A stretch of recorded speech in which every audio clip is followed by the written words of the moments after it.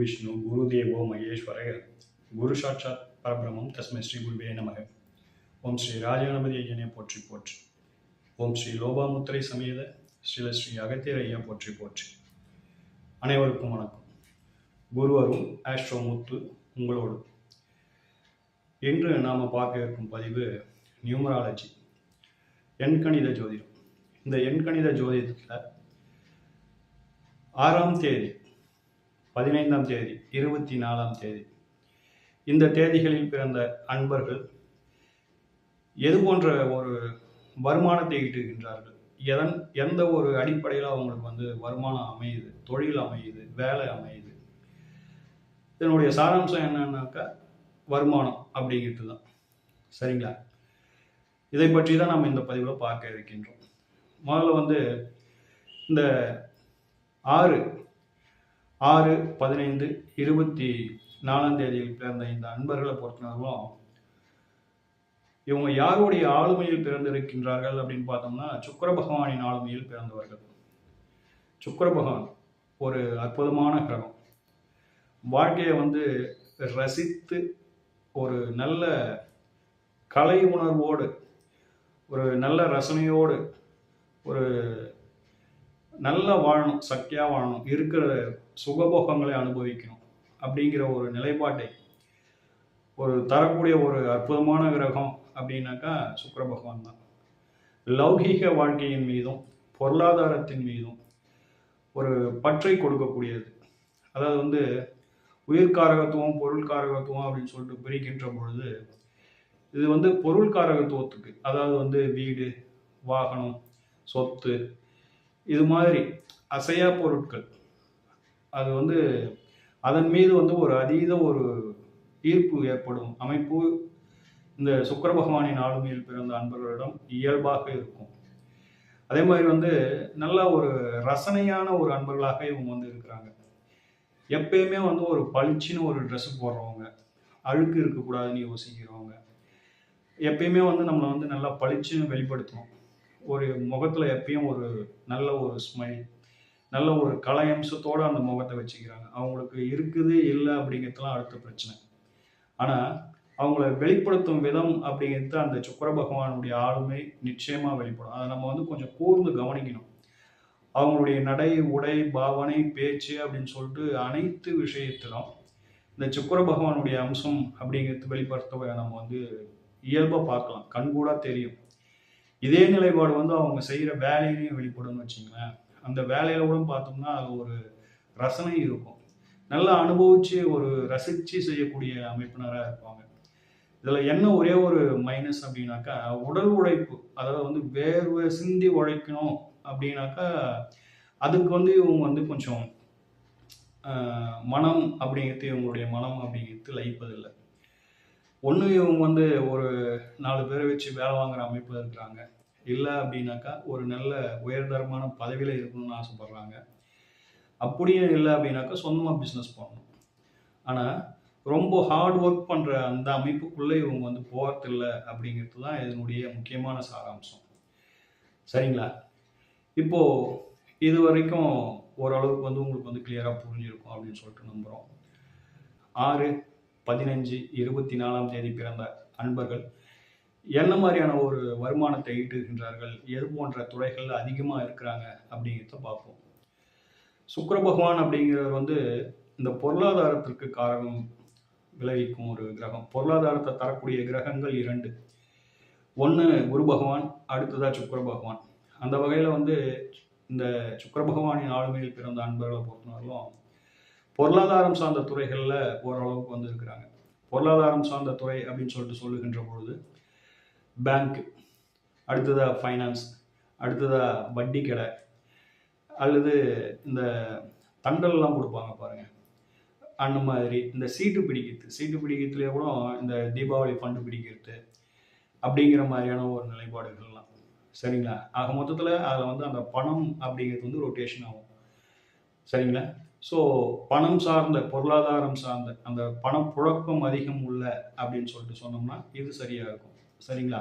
இது சார்ந்த துறைகளில் இவங்க அதிகமாக இருக்கிறாங்க அப்படிங்கிற மாதிரியான ஒரு நிலைப்பாடு. அடுத்ததாக வாகனம் சார்ந்த துறைகள். வாகனம் அப்படின்னு சொல்லிட்டு சொல்லுகின்ற பொழுது அது வந்து லக்ஸரி வெஹிக்கிளாகவும் இருக்கலாம், ஹெவி வெஹிக்கிளாகவும் இருக்கலாம். இருப்பினும் வாகனம் சார்ந்த துறைகள் அப்படின்னு சொல்றது. அடுத்ததா வீடு.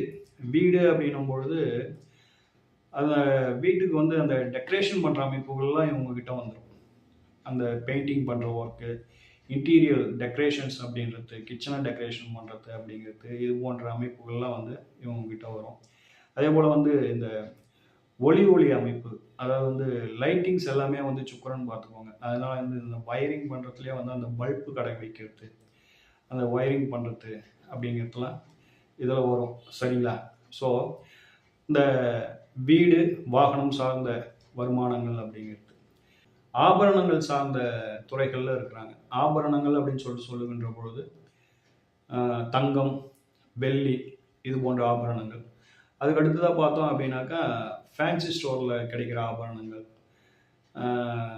இன்னும் கொஞ்சம் இதுவாக சொல்லணும் அப்படின்னாக்கா இந்த நவரத்ன கற்கள் விற்பது அப்படிங்கிற மாதிரியான ஒரு நிலைப்பாடு.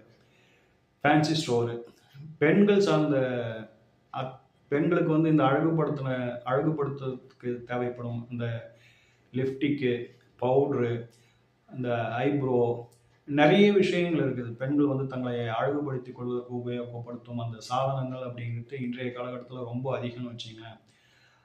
அது எதெல்லாம் இருக்குதோ அதெல்லாம் வந்து இவங்க இந்த சுக்கர பகவானின் காரகத்துவங்களில் வரும். அதில் தான் இவங்க வந்து ஈடுபாடு அதிகம் இருக்கும் அப்படிங்கிறத பார்த்துக்கோங்க. சுக்கர பகவான் அப்படிங்கிறவர் வந்து ஆடை ஆபரணங்கள் அப்படின்ட்டு சொல்லணும். ஆபரணங்களை பொறுத்தவரை நம்ம சொல்லிட்டோம். அடுத்தது ஆடைகள் அப்படின்னும் போது டெக்ஸ்டைல்ஸ், ஜவுளித்துறை. அதுலேயும் குறிப்பாக வந்து நல்ல காஸ்ட்லியான டெக்ஸ்டைல்ஸ் அப்படின்னாக்கா பட்டு அப்படின்னு சொல்லிட்டு சொல்லணும். இந்த பட்டு வஸ்திரங்கள் அப்படின்னு சொல்லிட்டு சொல்கிறோம் இல்லைங்களா? இதெல்லாம் வந்து சுக்கர பகவானின் இந்த ஆளுமையில் பிறந்த அன்பர்களின் மனசில் வந்து அப்படியே வந்து ஒரு ஈர்ப்பை ஏற்படுத்தும். பொதுவாக வந்து எந்த கிரகத்தின் ஆளுமையில் வந்து ஒரு ஜாதகர் இருக்கின்றாரோ அந்த கிரகத்தினுடைய தன்மையில தான் அவங்களுடைய லைஃப் ஸ்டைல் அமையும் அப்படிங்கிறத பார்த்துக்கோங்க. சரிங்களா? அழகுபடுத்துதல் அப்படின்னு சொல்றது. அழகுபடுத்துதல் அப்படின்னு சொல்லுகின்ற பொழுது இந்த மேடை அலங்காரம், லைட்லாம் டெக்கரேஷன் பண்ணுவாங்க, திருமண மேடை டெக்கரேஷன் பண்ணுவாங்க, எதனா ஒரு கூட்டங்களுக்கு வந்து லைட் டெக்கரேஷன்லாம் பண்ணுவாங்க, அந்த மேடையை வந்து அலங்காரம் பண்ணுவாங்கன்னு வச்சுங்க. இப்படி ஒரு அலங்காரம், இப்போ வந்து அம்மனுக்கு அலங்காரம் பண்ணுறது, தேர் திருவிழாக்களுக்கு அலங்காரம் பண்ணுவது, வீட்டை வந்து டெக்கரேஷன் பண்ணுறது, இப்படி டெக்கரேஷன் அப்படிங்கிற ஒரு அமைப்பு, ஒரு நல்ல ஒரு அழகுபடுத்துதல் அப்படின்னாக்கா அது வந்து இந்த சுக்கர பகவானின் ஆளுமையில் உள்ள அன்பர்களால் மட்டும்தான் முடியும்.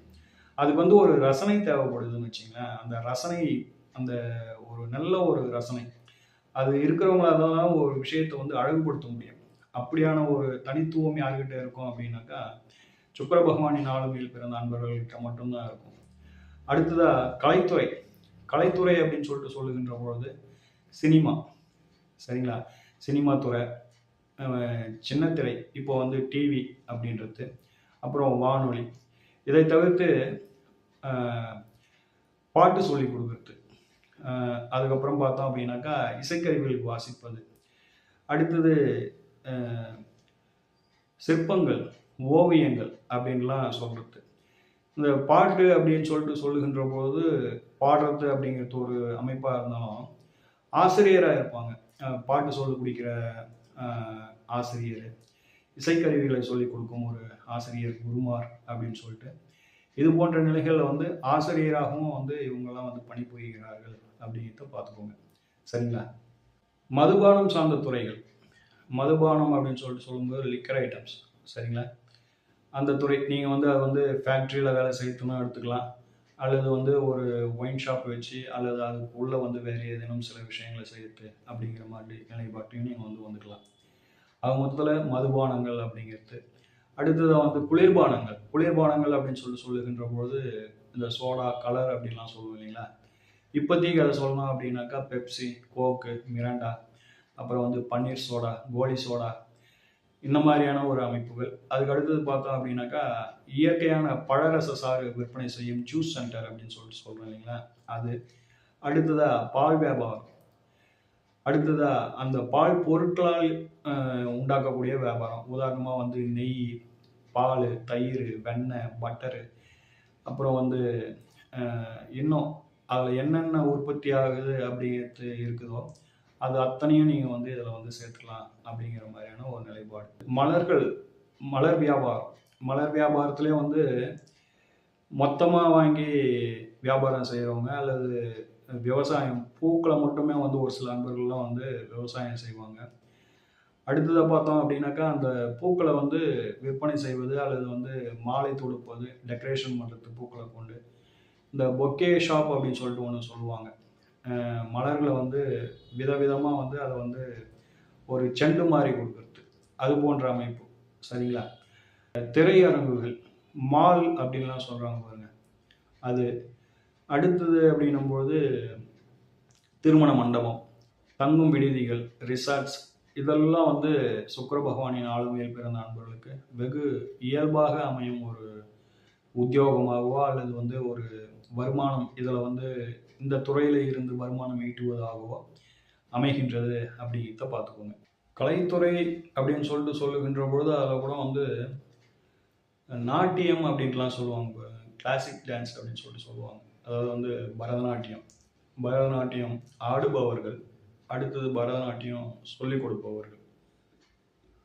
அதே மாதிரி வந்து சினிமா துறையில் டான்ஸ் மாஸ்டர் அப்படின்னு சொல்லிட்டு ஒரு தனி பிரிவே உண்டு, பார்த்துக்கோங்க. ஆக நடனம், பாட்டு, இசை, இதெல்லாம் வந்து சுக்கிர பகவானுக்கே உரிய ஒரு அற்புதமான ஒரு நிலைப்பாடு. சரிங்களா? இப்போ சொல்லப்பட்ட இந்த விஷயங்கள்ல தான் இவங்களுடைய வருமானம் அப்படிங்கிறது வந்து 90% இருக்கும்.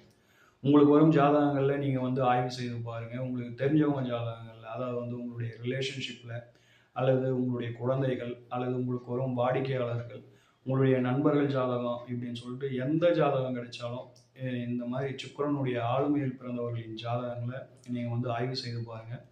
மேக்சிமம் இதை தாண்டி போகிறதுக்கான வாய்ப்புகள் இல்லை. பெரும்பாலும் இவங்களை பொறுத்தவரைக்கும் என்னுடைய கணிப்பில் நான் பார்த்த வரைக்கும் இவங்கெல்லாம் வந்து இந்த இரட்டைப்படை ராசிகளில் தான் அதிகமாக வந்து ஜனனம் செய்திருக்கின்றார்கள். இரட்டைப்படை ராசி அப்படின்னு சொல்லிட்டு சொல்லுகின்ற பொழுது ரிஷபம், கடகம், அடுத்ததை பார்த்தோம் அப்படின்னாக்கா கன்னி,